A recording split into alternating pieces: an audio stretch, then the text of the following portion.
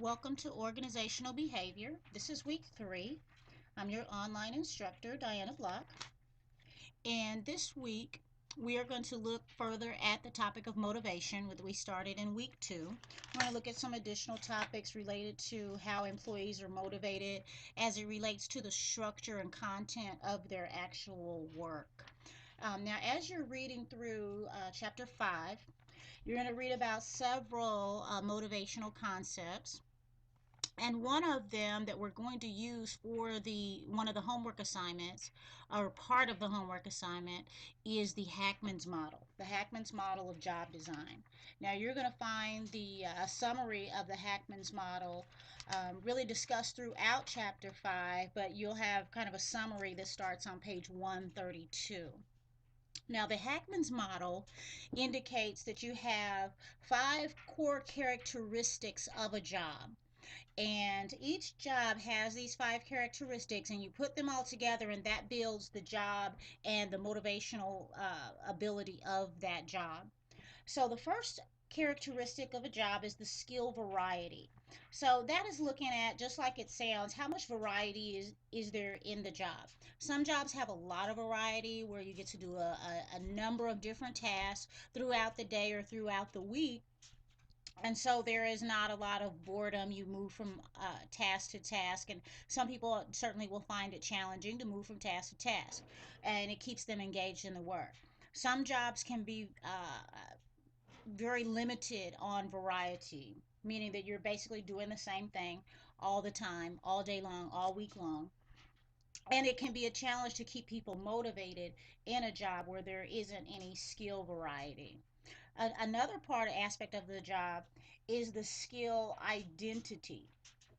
Now, the task identity, and that is different from the skill variety. Task identity looks at how does your particular job um, complete the big picture. How does your job fit into the big picture of what you're trying to accomplish? So if you work in a specific office just doing one thing, stuffing envelopes, if you understand and you identify what your task of stuffing envelopes does that helps actually complete a full process in the job, that's going to be more motivating for you. You know that you're not just there stuffing envelopes, wasting time. You would understand that your work has actual meaning. And you can see that your job is part of the big process, which relates to task significance. And task significance looks at how important is the task that you're doing, um, and as it relates to the company as a whole. Is it important work? Are people depending on you for something that's important, something that's meaningful, to the overall big picture or the big task that's trying to be completed by the firm? The fifth characteristic is autonomy.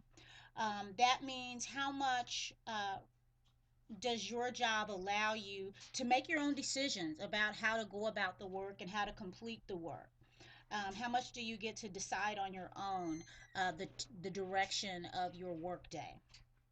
And then the last one is feedback. And feedback is the extent to which you receive information about how you're doing. If the work itself provides you with feedback, because if the product is created correctly, you have some kind of feedback that tells you that yes, you created your product correctly today, then that will give you feedback so that you know you're doing a good job and it's motivating to continue.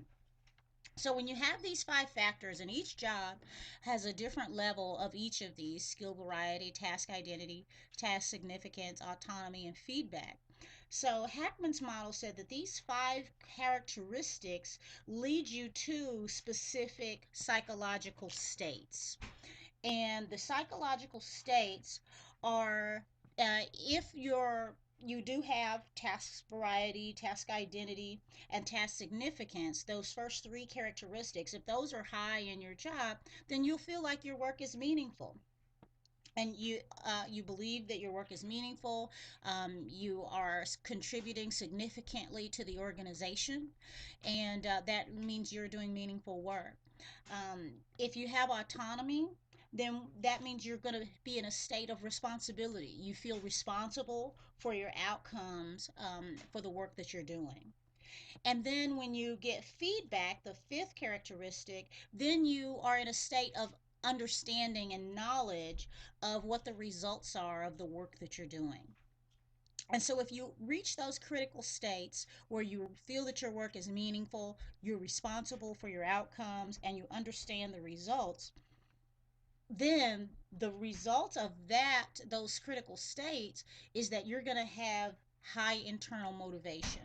You're going to be highly internally motivated because you understand that your work is meaningful. You know that you're responsible for getting that done, and you know what your results are. So that creates a situation of high internal motivation, and it creates a situation where you're satisfied with your growth. You're able to grow from this job because remember, you have task variety, so you're learning and doing different things, you're taking responsibility, so there's a growth situation that's occurring.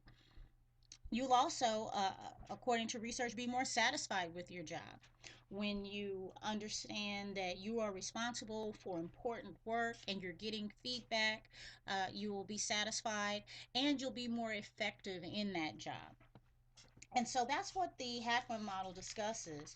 So when you are completing the first part of the assignment for this week, you're going to read an article at the end of chapter 5 about a Volvo plant, and you're asked to discuss that plant regarding in reference to the Hackman model. So you're going to use all 5 job characteristics of the Hackman model and discuss whether or not you feel like they apply in the Udavala plant, the car plant that's being discussed in the article. And you're going to compare those characteristics to a regular auto plant that we would all be familiar with, just a normal assembly line auto plant. So when you complete that homework assignment, there's a question in the middle of the article that says discuss. So you make sure you address that one because that's the one that asks about the Hackman model. And then there's 2 questions at the end of the article that you're going to answer as well, talking about motivation based on the structure of the job. So, other than the Hackman model, there's also motivational concepts, additional motivational concepts in chapter 5. And then you'll also read through chapter 6 that talks about health and stress at work. But some of the other motivational techniques we'll talk about in these 2 chapters are job rotation. And this is where you're able to rotate around to different jobs and learn new skills. It gives workers the opportunity to include some of that task variety that we talked about. You could also have job enlargement, job enrichment. You'll read about all of those. The process of job fit is making sure the right person is in the right job, in a job that they can succeed at. There's also a description of job sharing and telecommuting and other techniques for motivating people and creating jobs that people can be motivated in. There's a lot of motivation comes from within the person, but a lot of motivation also comes from the type of work that they're doing and the way that work is structured. Work can be structured in a way so that people can be as motivated as possible, and that's what we're reading about in these motivational techniques. So, the second part of the assignment this week asks you to imagine that you are a regional manager at a fast food chain, and morale and motivation has been down, and you're supposed to make some suggestions about how you would improve motivation and morale in those locations. So, what you're wanting to do is take some of the concepts in the chapters and discuss how you would apply those to the situation. So, you might use some of these on this list. You might use some items from the Hackman's model. You'll talk about what you would implement, specific concepts from the chapter to improve motivation at those locations. So I'll just give you a hint to watch out for some pitfalls. A lot of times when people complete this particular assignment, they will say something like, to improve morale, I would have a meeting and ask everybody what they think needs to change. That's not going to be an appropriate answer because you're not, first of all, using any concepts from the book, and you're not telling me what you would implement. So the question is not to ask the answer is not to ask the employees what we should do. The question is asking you, the student here, to identify some specific concepts from the chapter that you suggest could be used to improve motivation. So if you don't use any specific concepts from the chapter and state what you would do, then you wouldn't be completing the assignment correctly. So just a kind of heads up warning there, don't say we're going to have a meeting and ask everybody what they want. That's not going to be work. Um, and unfortunately, there's a few people who do that every time, and I hate, to take points off for that. But use some specific concepts from the chapter, such as job rotation, if you wanted to use that one. Explain how you would implement job rotation in that situation and why that may improve morale. So that's the assignments for the week and some of the discussion topics for the week. And if you have any questions, again, I'm available on the instant message application, Blackboard IM. I am also on email, and I'll return your emails as quickly as possible. And I look forward to also talking with you in the discussion area this week.